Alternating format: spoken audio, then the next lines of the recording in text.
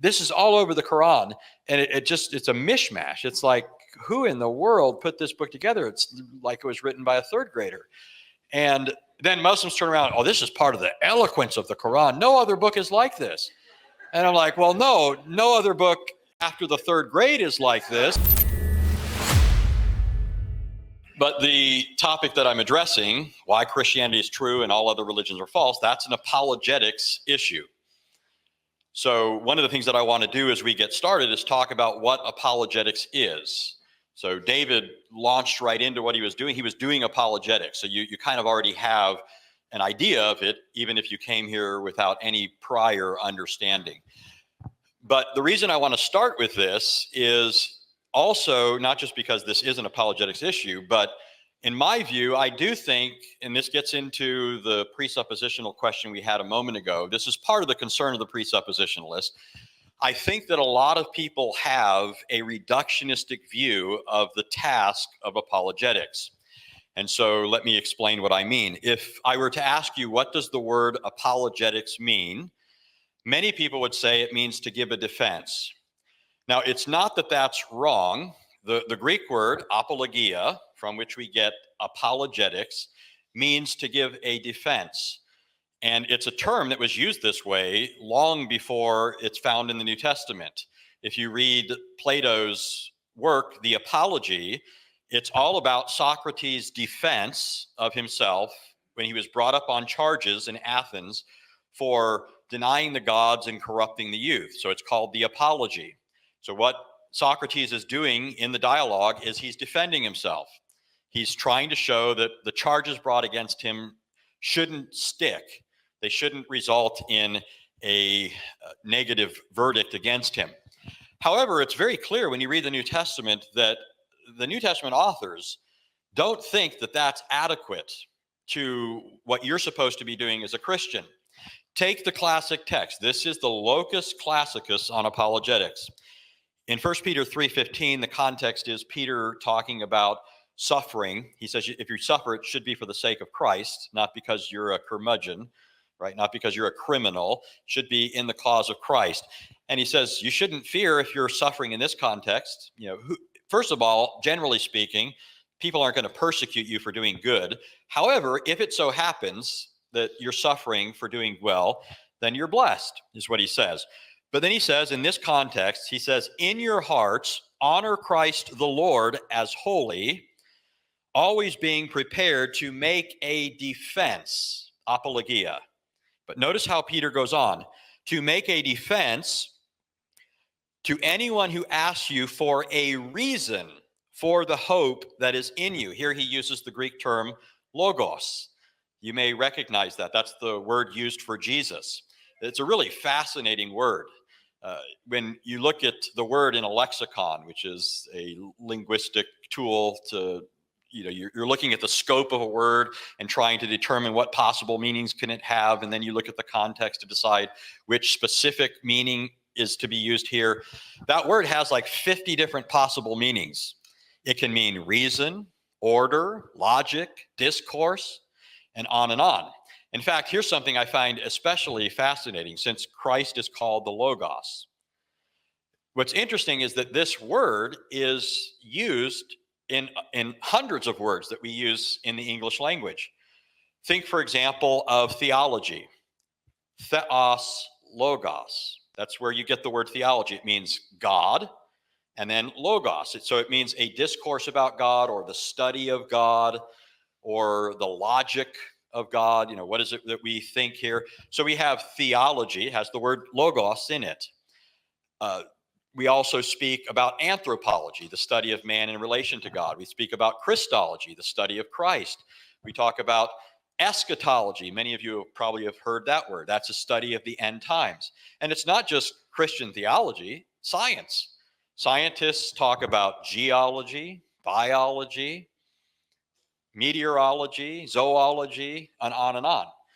It's also used in philosophy, axiology, epistemology, ontology. So you have this word that's, the root word is used in all these areas of knowledge. These are all areas of knowledge. And so I find it utterly fascinating that when the Bible wants to talk about Christ, it calls him the Logos. What it's saying is that he's the ultimate explanation for everything. In Colossians 1, it says, in him all things hold together. He's the one that holds reality together. Every atom, every molecule, all of it is held together by Christ.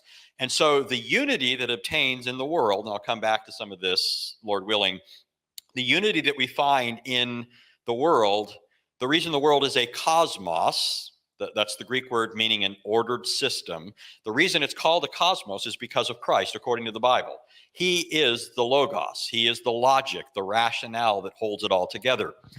Well, so that's the term that Peter's using here. He's not here referring to Jesus, though he does refer to Jesus, but I mean, when he uses the term Logos, he says, be ready to give to everyone or make a defense to anyone who asks you a reason, a Logos, for the hope that you have. So Peter's talking about the apologetic task as not merely defensive. We're not just showing that the attacks made against our faith are invalid. We're not just showing that this is a erroneous argument against us. For example, if somebody says, here's a contradiction in the Bible, and then you resolve it. You haven't proved Christianity is true by doing that. All you said is, your reason for rejecting it is not valid. It doesn't hold. That is not what the apostles are saying you're supposed to be doing as a Christian. You're to be doing far more than that. You're to be doing far more than that. In fact, one of my favorite passages on the apologetic task is found in 1 Corinthians 10, or actually it's 2 Corinthians 10. In 2 Corinthians 10, Paul's actually talking about issues within the church at Corinth. And so he's even saying there's something of an apologetic task that is directed within, because there are heresies that have come up within the church, there are errors and so forth. So even in the context of the church, there's some room for apologetics. But Paul says in verse 3, he says, though we walk in the flesh, note the turn of phrase here, though we walk in the flesh, we are not waging war according to the flesh. So we're real human beings, we are in the flesh, but we don't wage war according to the flesh. That is, in the second instance, flesh refers to our fallen nature. So we don't war in this way. We don't war in the sense of taking up arms and engaging in military exploits. He says, for the weapons of our warfare, he says, for though we walk in the flesh, we're not waging war according to the flesh. For the weapons of our warfare are not of the flesh, but have divine power to destroy strongholds. We destroy arguments and every lofty opinion raised against the knowledge of God, and take every thought captive to the obedience of Christ. Note how total the project is there. He's not just talking about defending Christianity. Oh no, those verses don't contradict. Paul is saying we're not only to be engaged in defense, but in offense. We are to utterly rout the unbeliever. His entire worldview is to be decimated. That's what Paul says you're supposed to be doing. So, and that's not it, by the way. There are other passages where the apostles, and maybe this will help show you a little bit more how robust this is. It's not just that apologetics is defensive and offensive, but apologetics is aimed at nothing less than showing the certainty of Christianity. The certainty of Christianity. So even though I, as a presuppositionalist, don't reject the use of evidence, this is usually what's understood by a presuppositionalist. We reject evidence. I certainly don't. I think evidence is abundant. In fact, my claim is everything in the world is evidence for the truth of Christianity, and I'll get to some of that momentarily. But part of the problem, if that's all you're doing is giving evidence, is, and David's a philosopher, he can amen this, evidence only supports a conclusion. It doesn't render it certain. So other arguments for the truth of Christianity or the existence of God end up being probabilistic. That's not to say that there's no other forms that try to be more robust, but generally speaking, the arguments that people give for the truth of Christianity are probabilistic. They might say, I've just proved this to you, but if you were to ask them, have you just shown the necessity, the certainty, the inescapable necessity or reality of Christianity? They'll say no, but it's very likely, it's very probable. There's more reason than not to believe that Christianity is true. But ask yourself, is this what the apostles are talking about? And by the way, although I'm not going to read passages on this, it's very easy to do. Go through the book of Acts and read what it says the apostles did. This is a great exercise for more reasons than this. Sometimes when I go out evangelizing, it helps me to know that this has divine warrant. It has apostolic precedent, because you go out there and the unbeliever will say, why are you doing this? This is offensive to me. It's rude to tell other people they're wrong. And it helps to know that Jesus told you to do this. Sometimes people say, by what authority are you doing this? It's almost like the questions that people put to Jesus. I used to get this from Mormons all the time. They would say, who gave you the authority to come here and say we're wrong? Well, Jesus, right? So when you go through the book of Acts, the apostles are doing just what Jesus told them to do. They're arguing with people. It uses terms for arguing. It says they argued, they reasoned, they persuaded, right? But it also uses the term proved. It speaks of Paul proving that Jesus is the Christ. Luke, in the book of Acts, in the book of Luke, the same author as the author of the book of Acts, at the beginning of his gospel, he talks about Jesus giving many infallible proofs. So the proofs are not, according to Luke, merely probabilistic. There's some way that these evidences are part of an overall apologetic that allows you to definitively prove the truth of Christianity.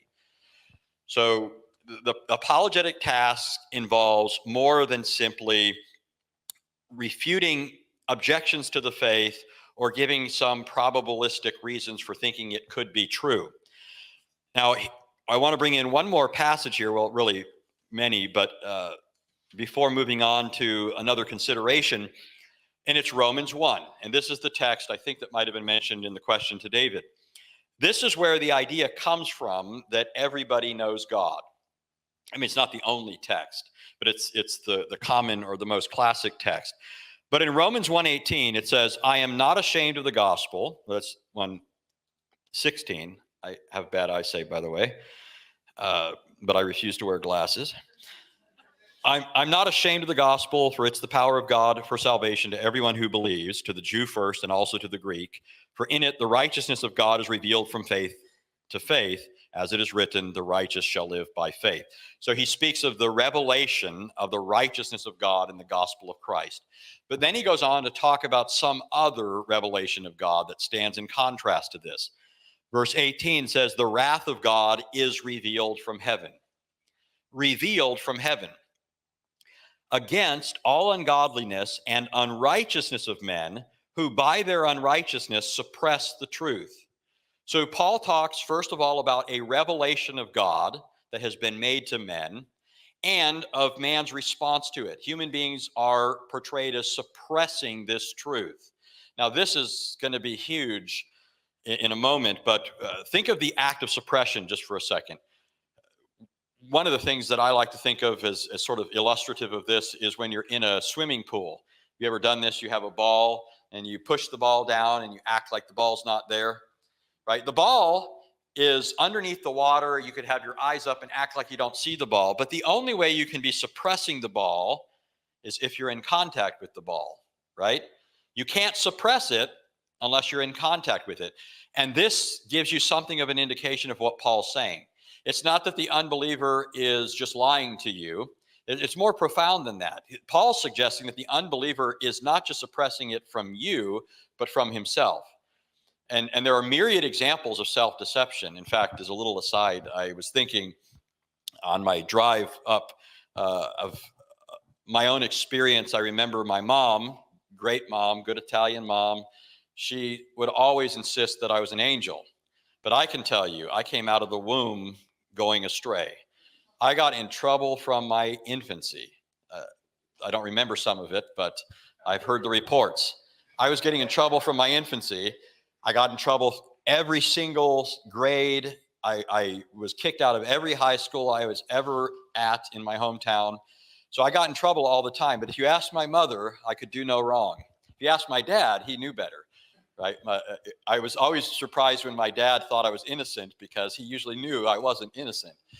But what was interesting was sometimes my mom she would show that while she insisted that I was innocent, there were times when I saw some chinks in the armor. There were times when, for example, relatives would come in from out of town with their children, and they'd say, hey, why don't we let the kids go out to the movies or something, and then we'll do this. And my mom would say, oh, no, I think the kids should stay inside. She really didn't want me going out with them, and the reason was she thought we were probably going to get in trouble. My mom knew she would get an embarrassed look on her face, but she really did seem sincere when she thought and argued that I was an angel.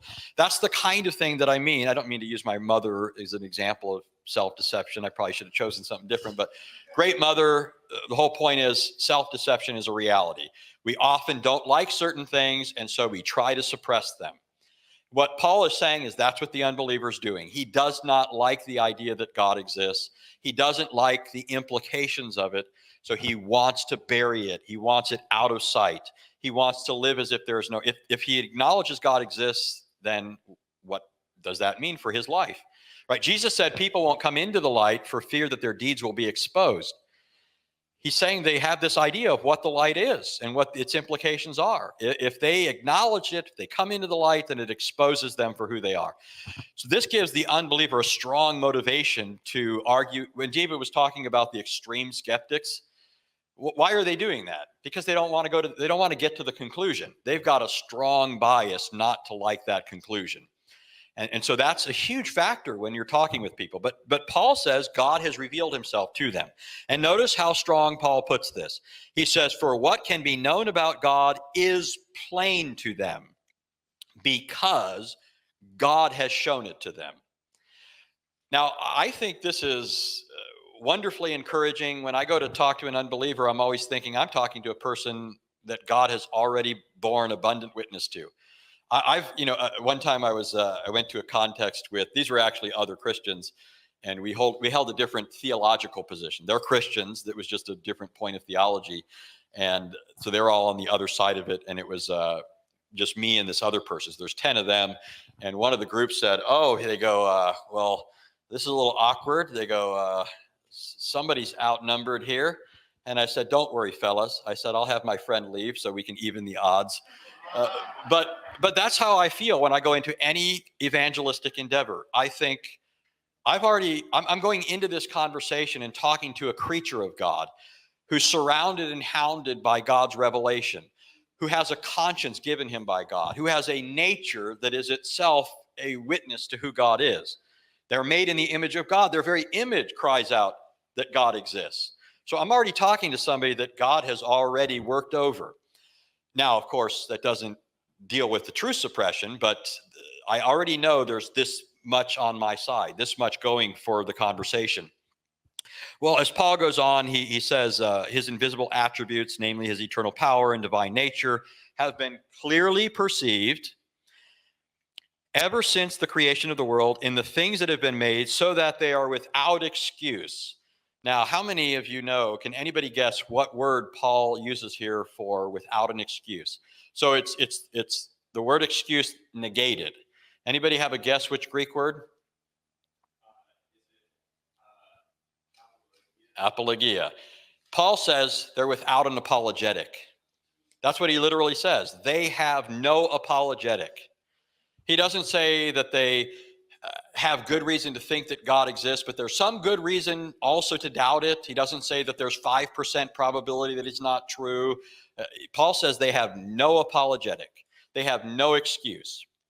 Now, does this mean that we don't give evidence to people? We don't reason with them? No, I think that's false. If that was the conclusion, what are you going to do with the New Testament? It's appealing to evidence all over the place.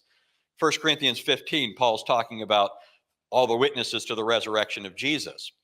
But part of what this tells us, though, is that our presentation of this sort of thing has to be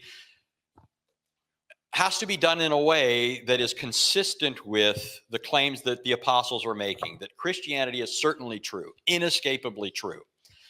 So how do we do this sort of thing? Well, one of the, I don't know if you've heard of Archimedes. I'm sure everybody's heard his name somewhere along the lines, but he was the famous mathematical genius of Syracuse. One of the things that he was known for was figuring out how to use levers and pulleys to move things. One of the boasts that he made at one point is he said, "Give me somewhere to stand and a lever, and I can move the world." So he's basically saying the only reason I can't move the world is because I don't have a foundation on which to stand that gives me the leverage to do that. Otherwise, I could. Well, this statement of Archimedes has been used throughout the history of philosophy. On my PowerPoints, I had a bunch of slides showing you how rationalists, empiricists, pragmatists, all the different epistemological approaches have used this to say that reason is the foundation. It's that on which we can stand in order to know things. They use this to illustrate how the senses are the foundation on which we must stand to know things. Well, what the Christian claims, if we're being biblical, is that the foundation on which we stand in order to know anything, in order to leverage things in the world, is the triune God. That is the unshakable, immovable foundation, that and his revelation in Scripture, on which we can stand, and in terms of which we can present evidence and demand of sinners that they believe this, that they repent and believe this. So what does this sort of thing look like? Well, I'll give you a variety of examples. Some of them, there's a variety of worldviews out there. So some of my examples will use atheism as a foil. I'll use Buddhism, Islam. There's all sorts of things that come into play here. But I'll try and give you a variety so you get something of a flavor of this. Well, consider this. One of the things that I spent the 10 hours driving just thinking of, some of these ways that might be helpful for people to think about this. One of the things that we say when it comes to interpreting a verse, what do we say? What's the number one rule when it comes to interpreting a verse? Context, right? So a statement's meaning depends on its context, right?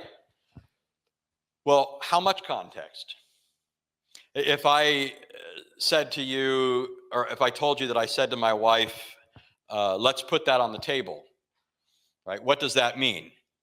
Well, it depends the context. It could mean a variety of things. If we had just gone to the store and we bought a vase, and then I said in that context, let's put this on the table, then she would understand me to say, this is where I think it would look good. But if we're talking about how we're going to spend certain money or something like that, and there are different ideas, and we say, let's put this on the table, we're basically saying, let's include this in the things that we're considering, right? Context determines meaning. That's not just true when it comes to language, but when it comes to everything. If you were walking into a room and you open the door and you see a young boy on a table, and then there's two men there, and one man is holding the little boy down while another man shoves a sharp object into him, you might be mortified if you saw this. David wouldn't. David would say, let's see where this is going. I agitate David to my own he has opportunity to get me back, but no, if you saw this, you'd naturally recoil from this. This is horrendous. What's going on here? Suppose I give you more of the context. Suppose I include this additional detail. I say, the little boy is a child who got bit by a snake. One of the men is his father. The other man is a doctor. He got bit by a snake. He needs the antivenom. He needs the cure, but he hates needles. So the father's holding him down while the doctor administers the cure. That just changed everything, didn't it? It now looks entirely different. So context is crucial, determinative of meaning. Well, if you extend things out and out and out, you eventually realize that if you keep this up, if the context can impinge on the meaning and you keep this up, then eventually you would have to come to the conclusion, and don't get too worried when I say this, you're going to be a little frightened here. You eventually start to realize the only way you could know anything at all is if you knew everything. You'd have to know the overall context of everything, because any additional information could alter what you thought you understood. You see what I mean? What this means is, and this is what scientists will say, they always say that scientific conclusions are provisional. Why are they saying that? Because an additional fact around the corner could change what we thought we knew. So science in its very nature, its conclusions are provisional. As far as we know, this is the way things are. But tomorrow we might find out differently. Well, that means then that for all of us, without knowing everything, we can never really say we know anything for certain. Now, who could possibly not have this problem on his hands? Who is there, just theoretically, hypothetically for a moment, who could possibly never be in that scenario where a new fact could alter what he thought he knew? God, right? There's no new facts for God. God knows everything. There are no new facts. Every fact is a created fact. The world was made by him. It's upheld by him. In him we live and move and have our being. It all is directed to the end that he has for it. There are no new facts to God. He declares the end from the beginning and from ancient times, what has not yet been done. The prophet Isaiah said, there are no new facts for God. So God could never find a new fact and then say, got to alter what I thought there. And so guess who else now can know something for certain? Anybody who has a word from God.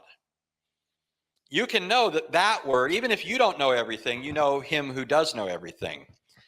There's a great Christian philosopher that was a very profound man. I always loved when he gave these little down-to-earth illustrations. If you knew, if I had time to talk more about him, you'd realize it's pretty incredible that this man had this humble mindset. He was a veritable genius, but he would talk about the world and how much mystery there is out there. And he likened it to a child walking through the woods, and it's dark and there's noises, there are unexplained things. He doesn't know what's happening. And he says, my unity, this is an illustration for how he makes his way through the world. He says, my unity is like that of a child walking with its father through the woods. The child knows, well, I don't know what's going on here, and I've got all these concerns, but I'm with my father. My father will protect me. And so he's using this as just a very simple illustration of how the Christian navigates the world. We don't know everything, but we do know him who does. And because of that, we can have confidence in what he's told us. And in light of that, which he's told us, we can know other things. Now, let me give you some. So that was kind of an example of the kind of thing I'm talking about. Think of the different worldviews that are out there. Let's ask how these worldviews destroy knowledge in other ways, because they all do. David was talking about this as part of the presuppositionalist project. I grew up in Southern California. A lot of the people that had come into Southern California were Asian. There were a lot of Vietnamese people there. So some of my best friends growing up were Buddhists. They were from Vietnam. And I wasn't a Christian at the time, but I remember hearing a lot from them about what they believed. And I've talked to many other Buddhists over time and read a lot of the literature. And one of the things that Buddhists classically believe, there are different forms of Buddhism, but very standard stock and trade Buddhist belief is that all reality is one. There are no distinctions. The problems that we have in the world is because we make distinctions between right and wrong, true and false, these sorts of things. If we could get beyond this, then everything would be better, because all is fundamentally one. So you've probably heard the old joke, what the Buddhist monk said to the hot dog vendor. You heard this? Make me one with everything. So that's essentially Buddhism. All is one. Well, it's amazing to me, if a Buddhist actually lived in a way that was consistent with his philosophy, he couldn't function in the world at all.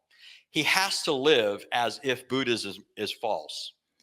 The simple act, years ago I read a little pamphlet by a guy named Doug Jones. If you can find it, it's worth getting. And it's called Rethinking Milk Buying. Rethinking Milk Buying. And what he was saying is the simple act of going to the store and buying milk refutes a whole host of worldviews contrary to Christianity. Imagine the Buddhist monk going to the store, buying milk, going to the checkout counter, paying the checker the money and getting his change and leaving. All of this presupposes things that just aren't true on Buddhism. First of all, if all is one, why does he go to the store? Doesn't that assume that where he was at before isn't the same place as the store? When he gets to the store and he buys it and he pays the checkout counter, he expects the guy to give him back a certain amount of money. If it was $1, it's probably not $1 anymore, but when I was a kid, it was $1. He expects $4 back. But if all is one, what's the difference between giving him $1 back and giving him 2 or 3 or all of this activity presupposes something fundamentally out of accord with this man's fundamental belief. I was telling some people the other day about one conversation I had with a Buddhist. I had this friend who, whenever he moved a lot. This is when I lived in Vegas, and we had these deals where one person would be bad cop, the other would be good cop in certain scenarios. That's where somebody would say the hard things that people might get offended by, but that they need to hear. And the other person would, approach it a little bit differently. And we're hoping that through this, we're helping them see their need for Christ and so forth. Well, in this scenario, he lives in this neighborhood and this guy's his neighbor. So he wants me to come be bad cop so he can be on good relations with his neighbor. So I come over to the house and I'm sitting across from this guy. We've got coffee and so forth. And I asked him, I said, I'm curious about what you believe. Maybe you could tell me something about this. I think I know, but I know there are versions of Buddhism. So maybe you could just tell me what it is that you think. Where do you think reality came from? What is its nature? Who am I? Where am I going? What should I be doing in the world? Just, things like that. And so this guy begins giving me the typical spiel. All is one. Reality is fundamentally one. There are no distinctions. That's all illusory. And our problems arise from failing to see that. We need to realize that we're like drops in an infinite ocean that really have no individual identity, right? Once they drop into the ocean, there's just this undefined mass of water. And so I'm listening to that, and he said a bunch of other things. And I said, okay, so here's what I believe. And so I start talking to him. I said, my belief involves a fundamental distinction from the outset. I believe that there's an all-knowing, sovereign, personal God who made the world. The world is other than himself. And that world itself is full of a variety of things, an incredible array of different things. But it's not just a chaos because it's subject to the control of God. He holds everything together. He's directing it in accordance with his purpose to a purposed end. And that God made man in his image, and man as his image bearer is expected to image him. He's expected to think his thoughts after him. He's expected to act in certain ways that glorify God. And because man hasn't done that, there's going to come a day of judgment. God can't deny himself. So when people that were made in his image besmirch that image, he's going to hold them to account. So there's a final day of reckoning. But God in his graciousness has sent his son. And before I could even get further into the gospel, this guy just sort of lost it. And he began, hurling all sorts of abuse at me, calling me all sorts of names. Now, usually my first thought when people do this, I listen to all the names, you're a jerk, you're an idiot, you're this. And then when they stop, I'm thinking, wait, why is he stopping? Because I could help you fill out the list. There's more, right? That's my whole reason for being a Christian is predicated on this. If I didn't think all that was true, then I wouldn't be a Christian. If I was healthy, I wouldn't need a doctor, right? So he's telling me all this, but it kind of reminds me of this. Another little aside. One time I had preached to a Muslim on the university campus in Las Vegas, and this Muslim was still sore from the day before, and he's coming through the quad area. And I see him coming from a distance, and he starts throwing down his stuff. He's throwing down his backpack. He's taking off his watch. And I'm thinking, oh, he's that upset, right? He's coming for business. And as he's getting closer to me, he starts yelling, your God had his diapers changed. Your God was whipped. He had his beard plucked out. He was nailed to a cross. And my initial temptation when I was hearing that was, okay, first of all, he's causing a scene. I wasn't causing a scene. I was there to witness to people, and I wasn't at this point preaching. I was just talking to people. And so he's causing a scene, and I'm thinking, he's kind of changing the mood here. And he wants to come hit me, obviously. So I'm thinking, how do I regain control of this? Now, my initial thought was to push back. My God walked on water. He stilled the winds and the waves. He gave sight to the blind. But I started thinking, well, wait a minute. This man, in spite of himself, is preaching the gospel. So I stepped back because he was getting really close, and I said, "Preach it, brother, preach it." And his face got red with embarrassment.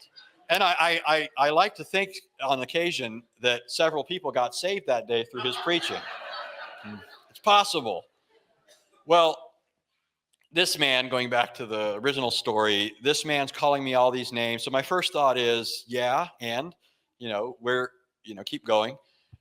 But then I start thinking, and I say to him, wait a minute. I said, we just exchanged worldviews. You just told me all is one, and our problems arise from making distinctions. So when you were calling me all these names, in your mind, what were you doing? Were you saying all that about yourself? Right? Why am I this as opposed to something? Why am I a jerk as opposed to a nice guy? Right? Why am I, all these bad things as opposed to something else, something positive? I mean, I don't understand. Are you saying there's something wrong with being a jerk? I thought you don't make moral distinctions. Right? All of a sudden, how's this man living? He's living like a Christian in spite of his worldview. He says all is one, but he doesn't live that way. He's acting like a truth suppressor. He says he doesn't believe this God, he doesn't believe these sorts of things, but how is he living? He can't live consistently with his worldview.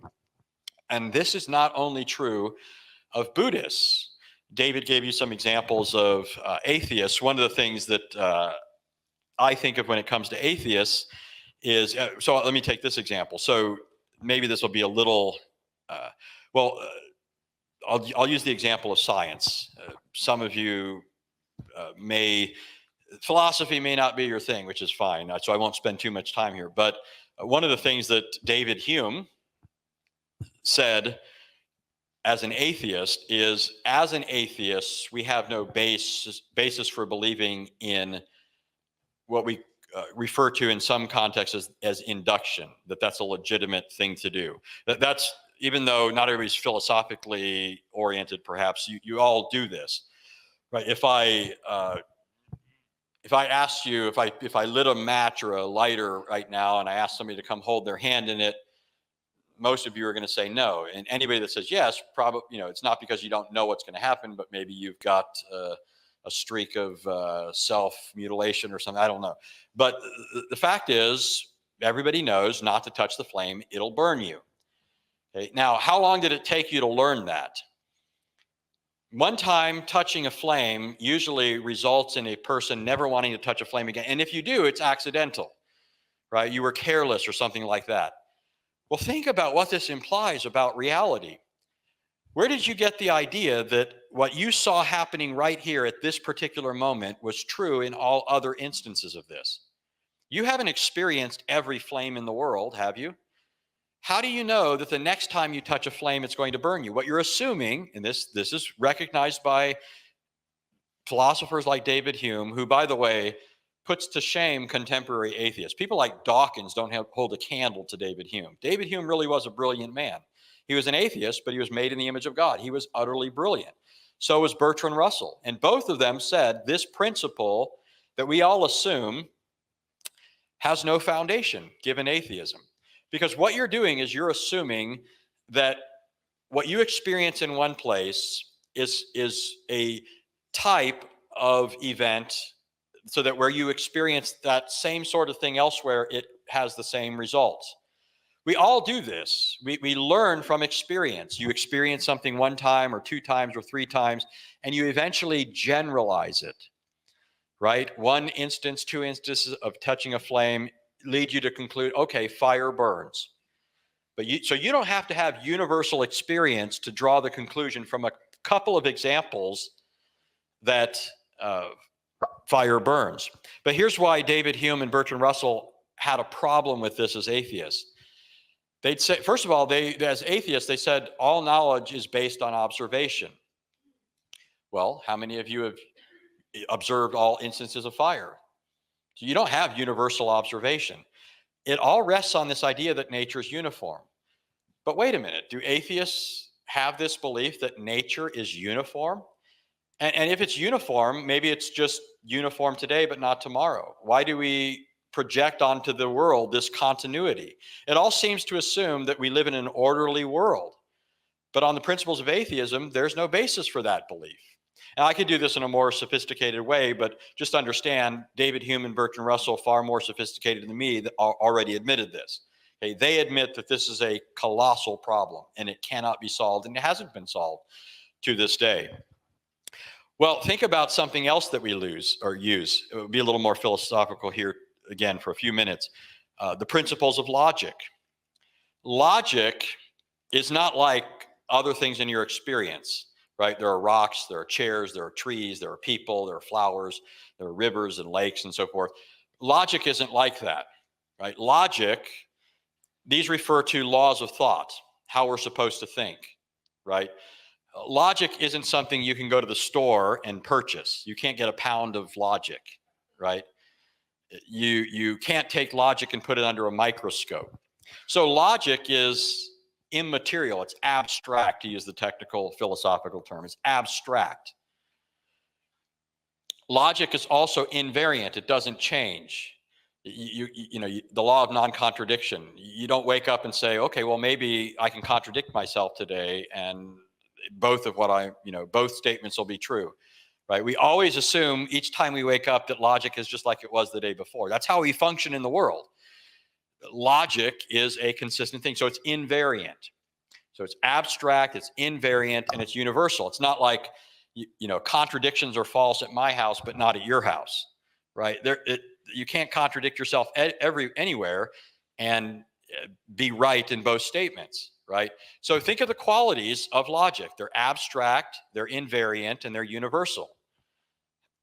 Starting to sound like anyone you know, right? Immaterial logic, immaterial criteria or laws of thought that we're to reason according to that don't fit into a materialistic framework.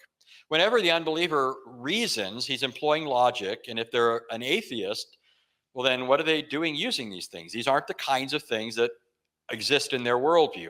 If I say only marbles exist and I say, here's this non-marble that proves it, I'm appealing to something that I say doesn't exist in my worldview. Well, when the unbeliever uses logic, it doesn't exist in his worldview if he's being true to his worldview.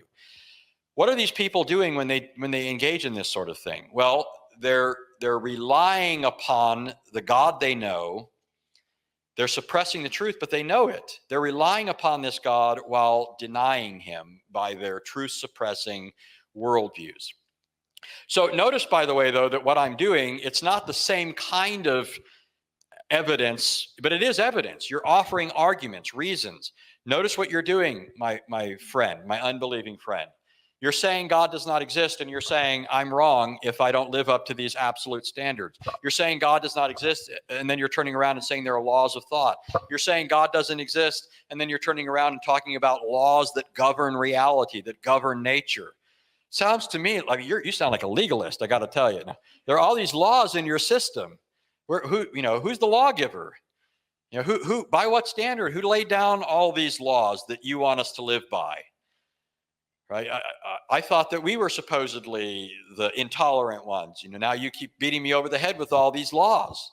But what are laws in a world that is only matter in motion and so forth? So here I've given you a couple of examples. Buddhism. I've given you the example of atheism, logic, science. Now let me kind of move this a little bit, and I don't know how much time I have left or not. But I was expecting Elle to pick up that cue. But anyways, 15 minutes. Okay. So one of the things that people will sometimes say is, okay, well, this deals with the question of theism. Theism is belief in God, and shows that there are problems with atheism. But how does this show not just that theism is true, but Christian theism is true? Now, one thing I want to say here is, first of all, understand I'm not speaking endlessly here. Okay, 15 minutes. Obviously, I don't pretend that I'm saying everything. There's a whole lot more that could be said. There's all kinds of evidence that can be brought in. I've already said that I fully endorse using evidences. But in this context, I don't think evidence is intelligible outside of a Christian context. I don't think it makes sense to say, here's this evidence, right, using logic, using empirical knowledge that appeals to induction or the uniformity. I don't think it's consistent on atheism to do that. So I'm just saying you have to present the evidence in this framework. But what I'm going to do a little bit of is kind of show you how you begin to extend this kind of reasoning into a particular direction, not just in terms of general theism, but Christian theism. What we believe as Christians is not only that there is a personal God, we believe God is tripersonal, right? We believe that God is three persons, one God, three persons. Some groups will say that's irrational, right? Notice they're appealing to logic, right? That's irrational. Now, in my view, rationality is a reflection of the way God thinks and expects us to think. And so if we want to know whether a belief about God is rational, then the criteria for that is his revelation. We don't have the authority to challenge his revelation. If it's his revelation and that's what it says, then we're obligated to believe it. But the unbeliever will say that belief in a triune God is irrational. Muslims, for example, will say this is belief in three gods. No matter how much we say we don't believe in three gods, they'll insist on this, and on it goes.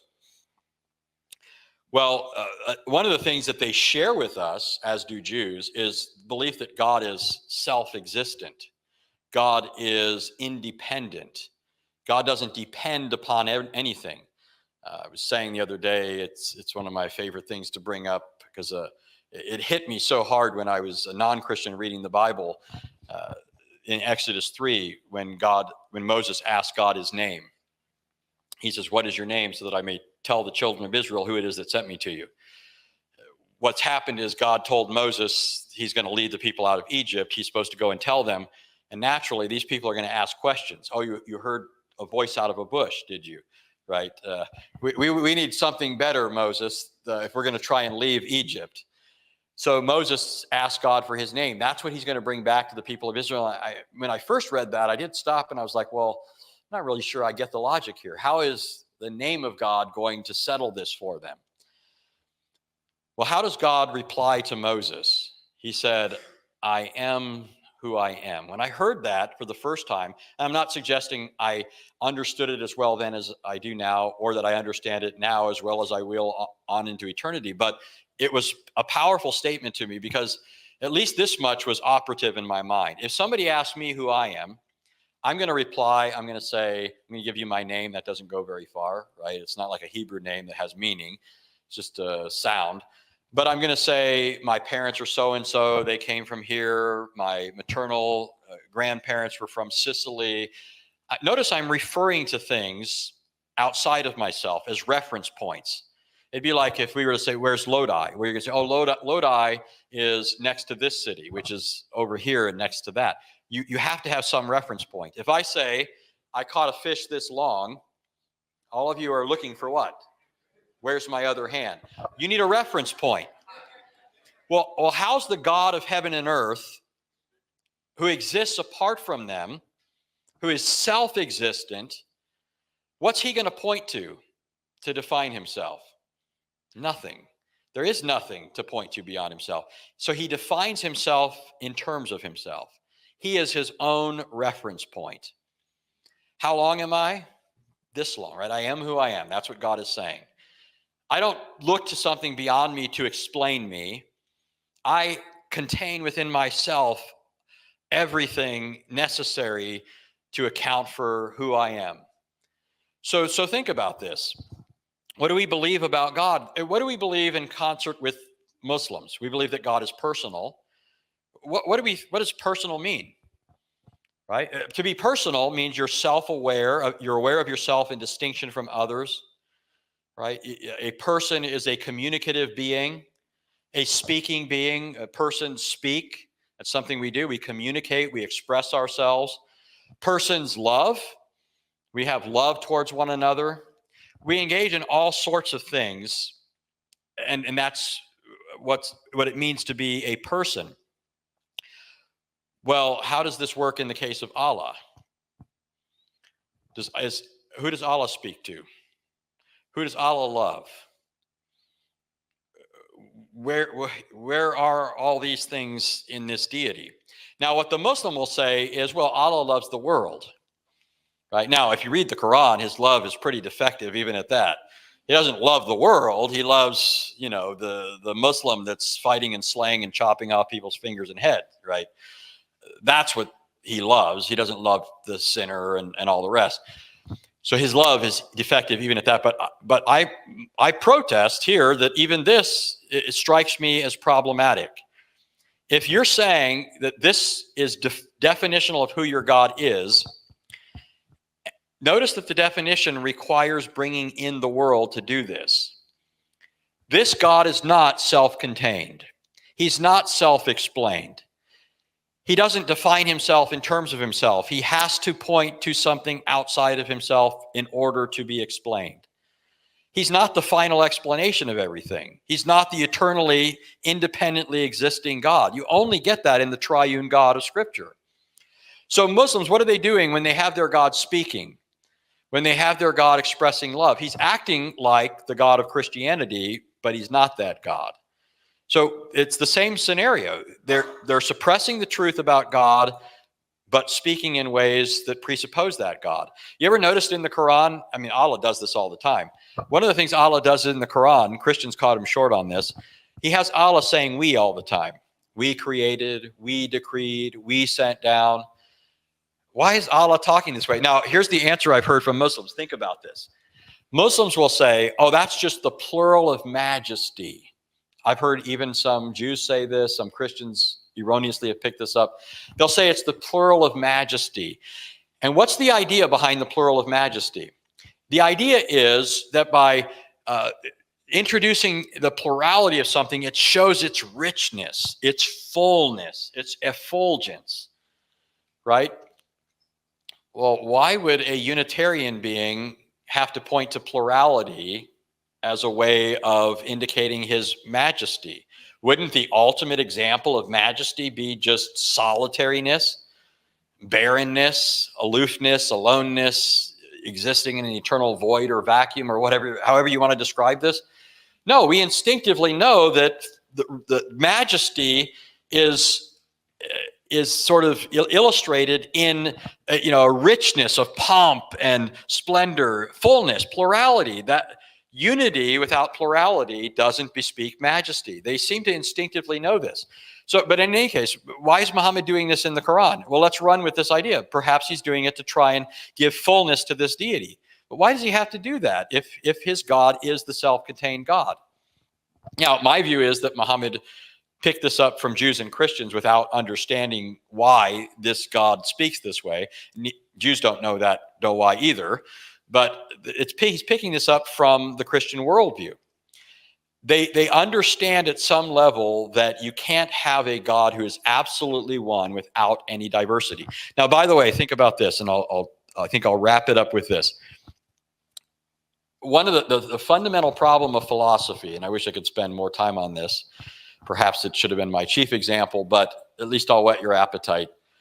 The original problem of philosophy, interestingly enough, is called the problem of the one and the many.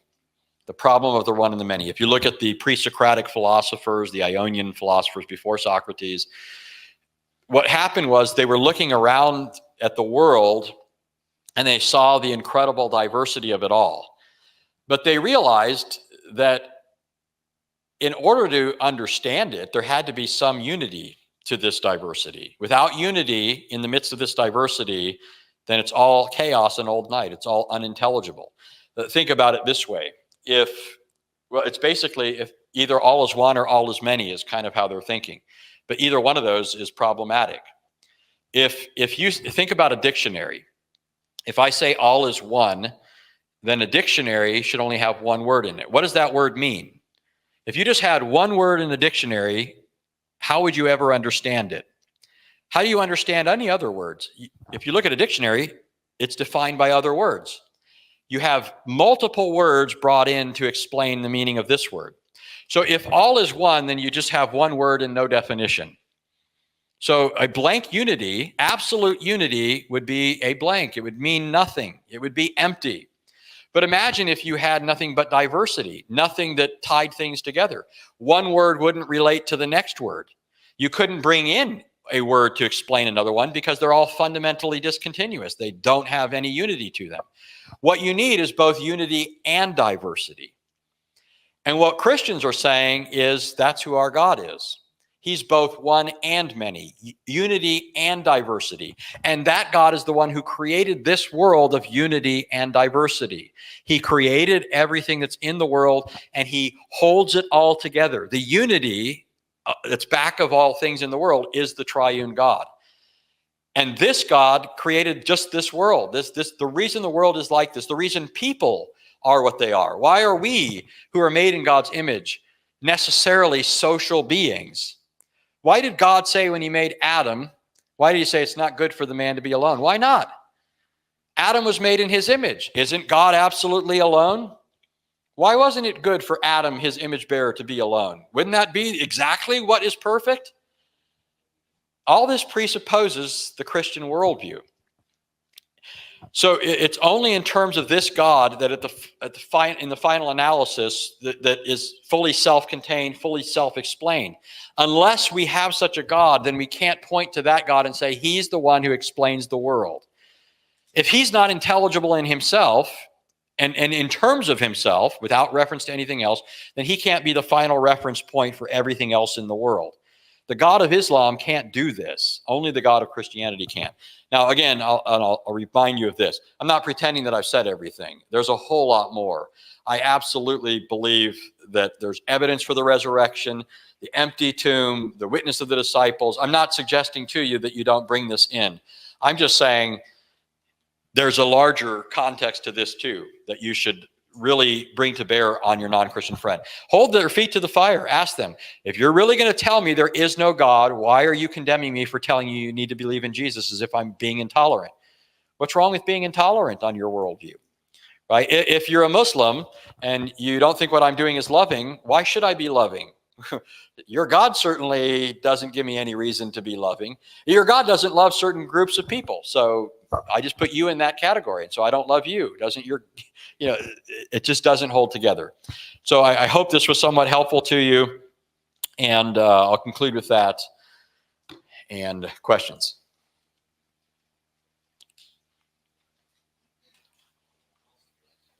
Be easy on me. Yeah. So what would you say is one of the strongest arguments for proving the Bible is true?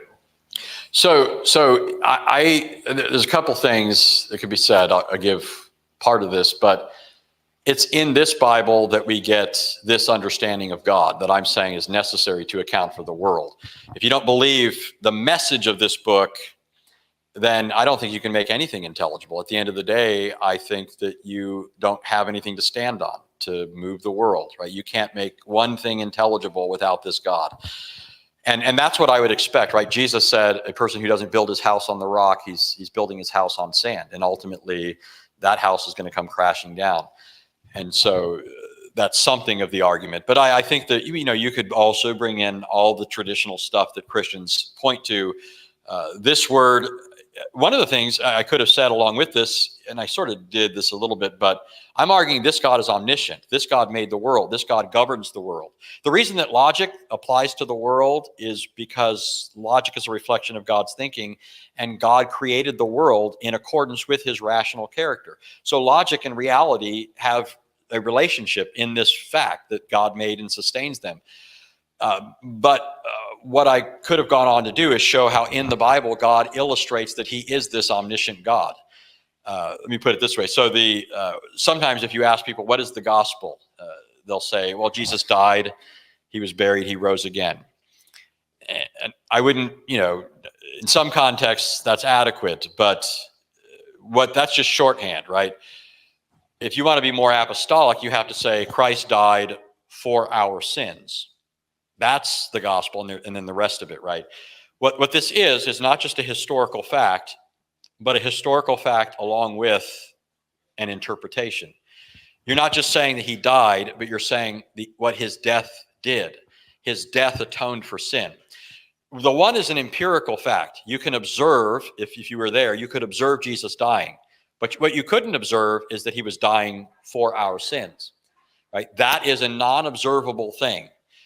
So here's what's happening in this. You have the fact given in the Bible and its interpretation. Now, if you think about interpretation, how do we know whose interpretation is right when it comes to something? If I say this fact means this and you say this fact means that. Well, I got one way that you can trump anyone in this situation and say this is the one whose interpretation rules. How about if this one told you this fact before it was a fact? Right? If this one already knows the fact before it ever was a fact, then it suggests that he has some priority over these facts. He's somehow over them, right? Basically what I'm driving at is God is the one who governs history, and so he holds the keys to its interpretation. But this is the whole point that's being made in the book of Isaiah. If you read Isaiah 40 through 55, there's a whole section in there called the trial of the gods, where the Lord is laying down, throwing down the gauntlet and challenging the false gods that the people were going after and saying, let these gods come and prove that they're gods. Let them tell you anything that's going to happen, whether good or bad, so that we can all fear together. God's mocking them. Show us that you're gods, and we'll all, shudder along with you. Our knees will knock together.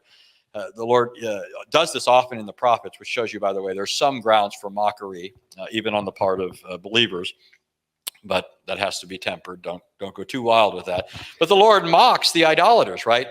And what he's saying is, I've declared these things to you in advance. I've declared these things to you before they ever happen. And if he told you these things were going to happen before they did, don't you think you ought to listen to what he tells you they mean? If he has this kind of relationship to the facts, that he knows them before they are, I would listen to that one.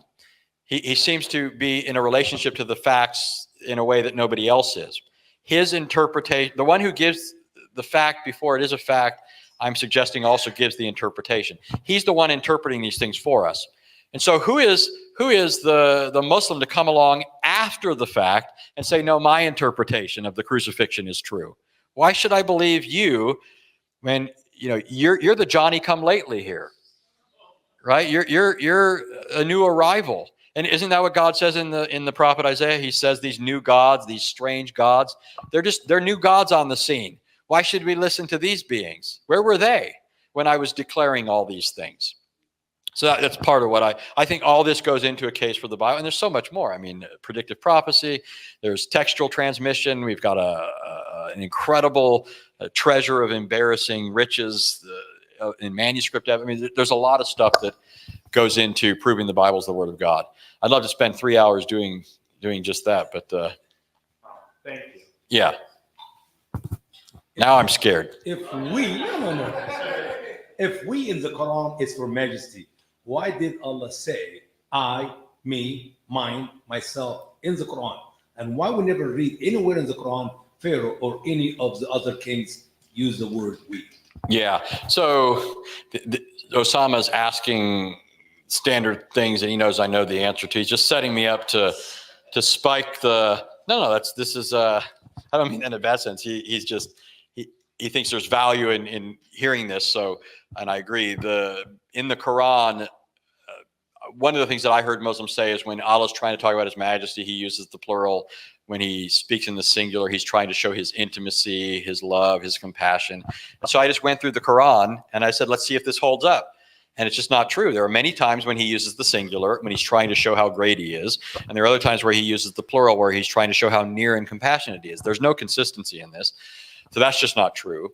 Number two, as Osama pointed out, you don't find royalty in the Quran talking that way. Pharaoh doesn't talk that way. None of the kings in the Quran talk that way. But a third thing is that Muslim scholars recognize there's no such thing as a plural of majesty in Hebrew or Arabic. M.A.S. Abdel Halim wrote an article called Iltifat. Iltifat is I get a kick out of it, but it's the Muslim attempt to pretend that one of the miracles of the Quran is what we call gobbledygook. They're trying to turn into a miracle. And it's this phenomena where the Quran, it has no consistency it'll switch suddenly from God speaking in the first person to speaking in the third person or the second person in the same verse. And so you read the Quran and you think, wait a minute, is there a different person now speaking? What's going on here? Who's this? This is all over the Quran. And it's a mishmash. It's like, who in the world put this book together? It's like it was written by a third grader. And then Muslims turn around, this is part of the eloquence of the Quran. No other book is like this. And I'm like, well, no other book after the third grade is like this, right? But so he writes this article and he's trying to explain why Allah speaks in the plural. And he says, point blank, this is a Muslim scholar. He says there's no such thing as a plural of majesty in Arabic. One last thing is this. At one point in Muhammad's life, he sent people into other places in Arabia, allegedly, and they were preaching the Quran. They were reciting the chapters of the Quran, and they eventually got down into southern Arabia where there was a group of Christians. They're Arabs. This is critically important. They're Christians, but they're Arabs. They speak Arabic. Well, they go up to Muhammad to ask him questions about his revelation, and the Christians of Najran. And they say, okay, Muhammad, we've got some questions for you. If Jesus is not the Son of God, who's his father? That's the first question. If he's not God, then how did he create clay birds and bring them to life? They're referring to one of his surahs where he says Jesus made clay birds and brought them to life.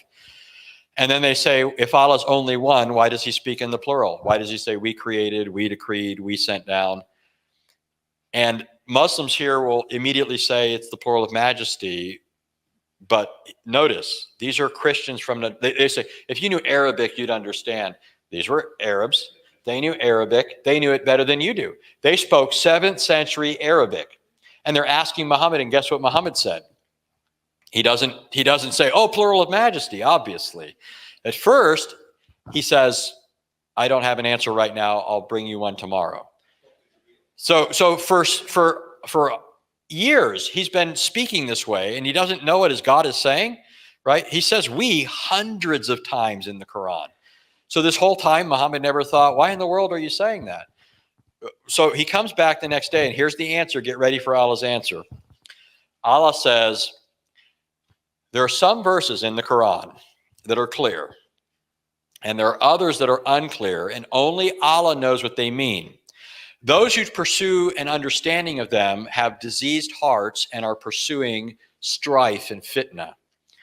So Allah's answer to the Christians of Najran is, hey, some stuff in there is just not so clear. You might think this is the perfect time then for the one who knows what they mean to tell us.